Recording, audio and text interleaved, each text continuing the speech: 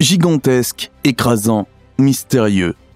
Les mots ne manquent pas pour décrire l'univers. Cependant, notre regard fasciné vers les étoiles s'accompagne d'une grande déception.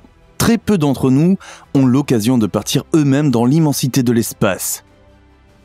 Pour savoir à quoi ressemble un voyage dans l'espace, mieux vaut donc s'adresser aux connaisseurs.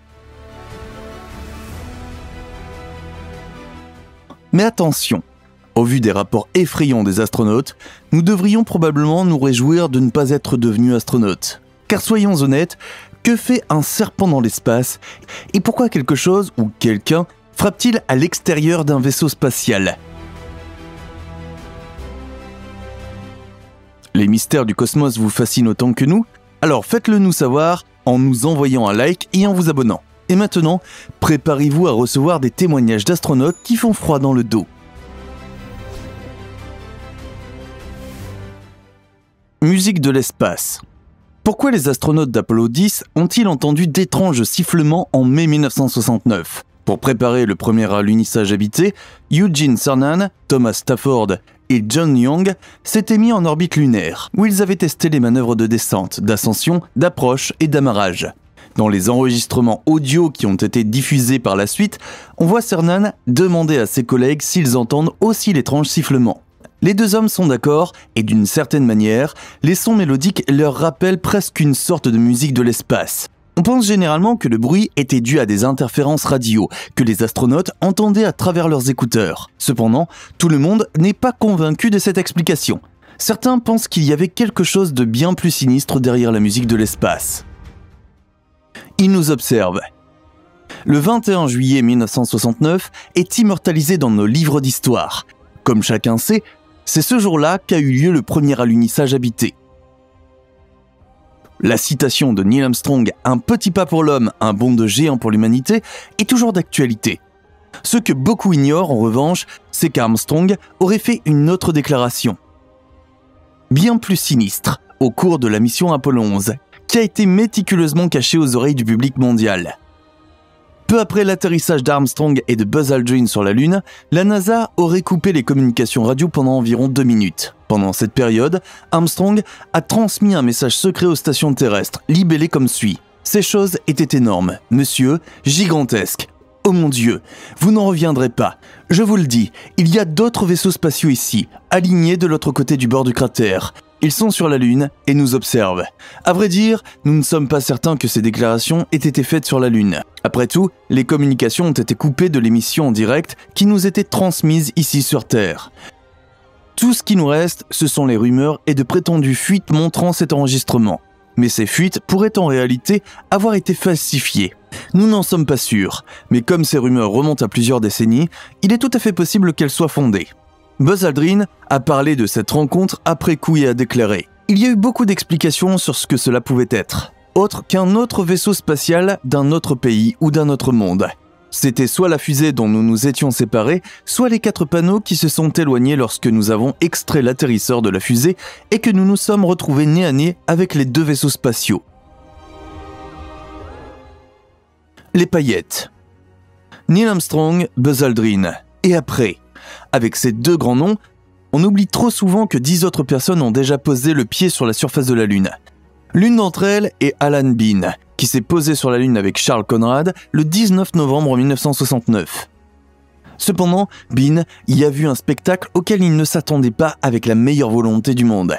Il a vu quelque chose de brillant sur la Lune, qui lui a rappelé du cuir de chaussure ciré.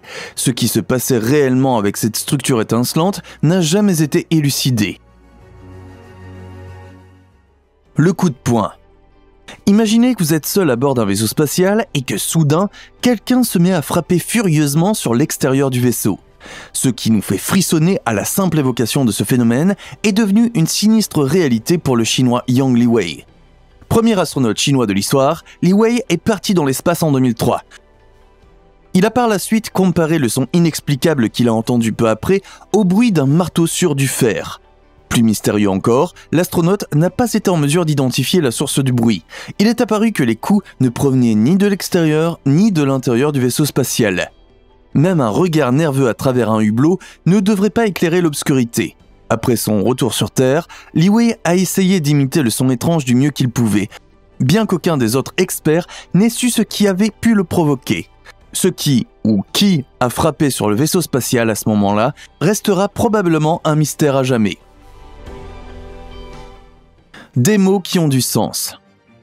L'astronaute américain Scott Joseph Kelly a passé plus de 520 jours dans l'espace dans le cadre de ses missions spatiales.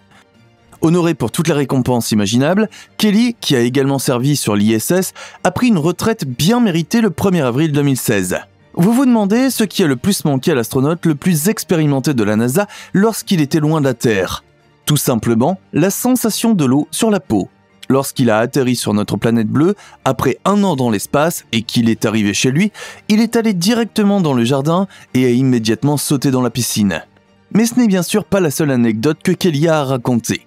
Alors qu'il évite scrupuleusement de parler d'une rencontre directe du troisième type, certains auditeurs attentifs pensent qu'il y a peut-être un arrière-plan profond derrière ces déclarations ambiguës. Lors d'une interview, il a mentionné que les extraterrestres ont la vie plus facile que nous dans l'espace. La façon dont Kelly sait cela restera probablement son secret. Le serpent. L'histoire de l'américain Franklin Musgrave peut se targuer d'être le seul astronaute à être parti dans l'espace à bord des 5 navettes spatiales. Au cours de ces 6 vols spatiaux, Musgrave a effectué 4 sorties dans l'espace, passant au total 26 heures et 19 minutes à l'extérieur du vaisseau spatial. Cependant, l'astronaute né en 1935 a fait une déclaration lors d'une interview dans les années 90 qui aujourd'hui encore donne lieu à de nombreuses conjectures. En effet, lors de 2 de ses missions, il a vu dans l'espace quelque chose qui ressemblait à un serpent. Cette chose inconnue mesurait entre 2 et 2,5 mètres de long. En fait, Musgrave ne cache pas sa croyance en l'existence d'une vie extraterrestre. À ce sujet, il a déclaré « Plus vous allez dans l'espace, plus vous voyez des choses incroyables. Cela vous conforte dans l'idée qu'il existe d'autres créatures quelque part. » Objet volant non identifié.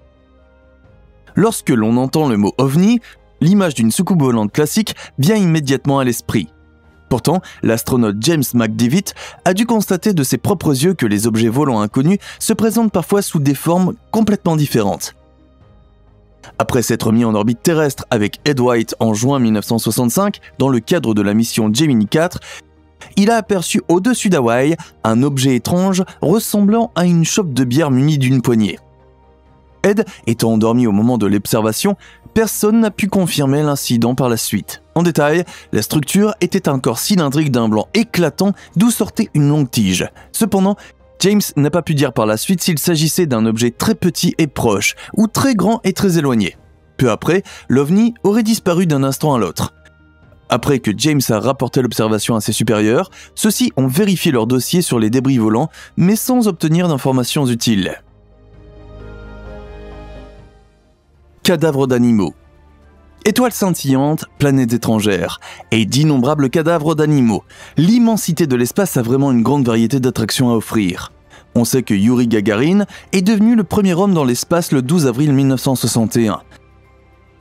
Mais la liste des animaux astronautes involontaires compte bien d'autres membres. Qu'il s'agisse de chiens, de singes, de lapins, de chats, de grenouilles, d'araignées, de poissons ou de cochons d'Inde, le chemin vers le voyage spatial habité a été pavé de cadavres d'animaux. La mort des animaux astronautes n'a pas seulement été acceptée, elle a même été prise en compte dans certains cas.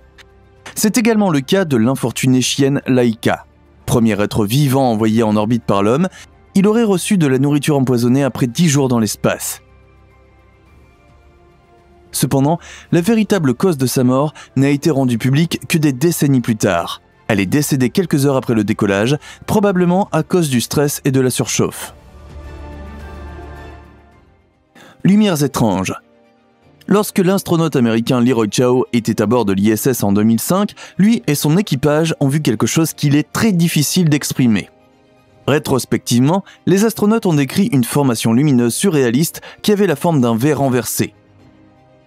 Immédiatement après que l'équipage a découvert la structure lumineuse volante, celle-ci avait disparu dans les gigantesques étendues de l'espace.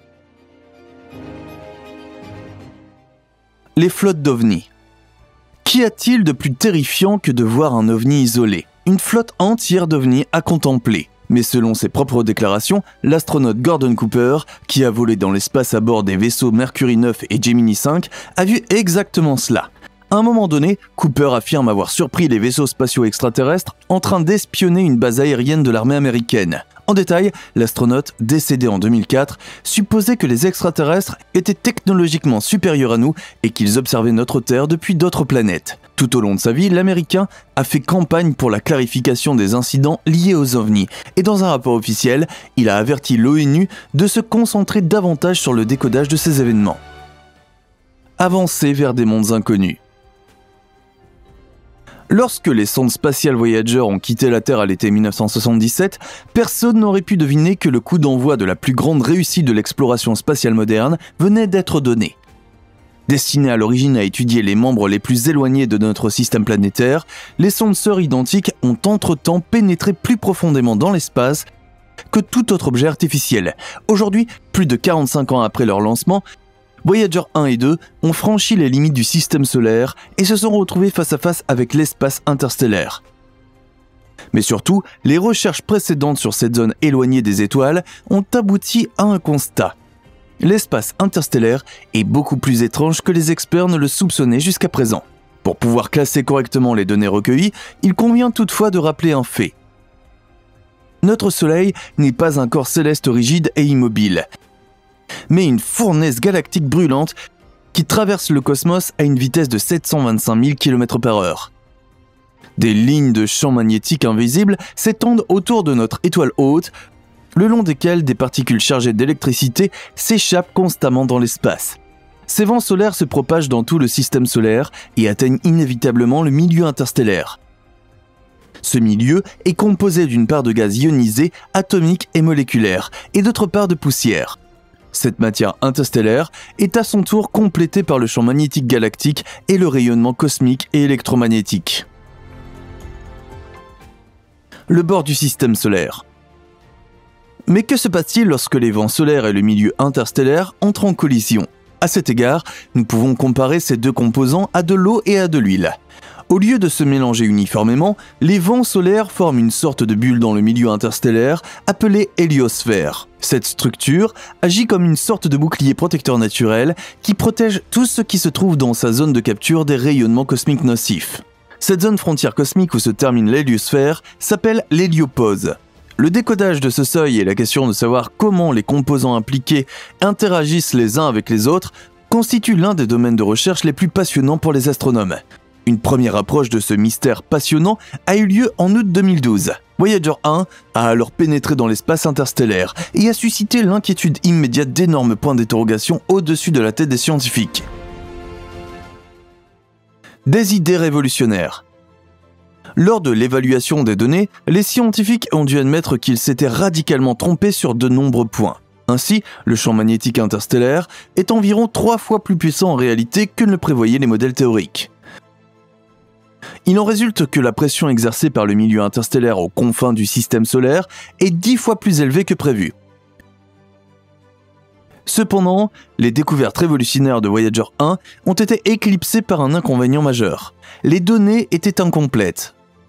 En effet, l'instrument utilisé pour mesurer la température du plasma avait déjà rendu l'âme dans les années 80. Heureusement, le composant correspondant de la sonde jumelle était encore intact. Ainsi, lorsque Voyager 2 est entré dans l'espace interstellaire en novembre 2018, les experts terriens ont pu comprendre pour la première fois ce qui se passe lorsqu'un corps s'approche de l'héliopause. En ralentissant, les particules de plasma autour de la sonde sont devenues plus chaudes et plus denses dans le même souffle. Au-delà du seuil cosmique, le milieu interstellaire s'est avéré être beaucoup plus chaud que prévu, avec des températures de près de 30 000 degrés. Cependant, le plasma étant extrêmement nébuleux et fin, les températures autour de la sonde étaient étonnamment basses. Que pensez-vous des rapports terrifiants des astronautes? Que pensez-vous que les astronautes aient vu et entendu? Faites-nous part de vos réflexions dans les commentaires ci-dessous. Si vous voulez en savoir plus sur les grands mystères de l'espace, levez le pouce et abonnez-vous. Et sur ce, merci d'avoir regardé, bonne journée et à la prochaine.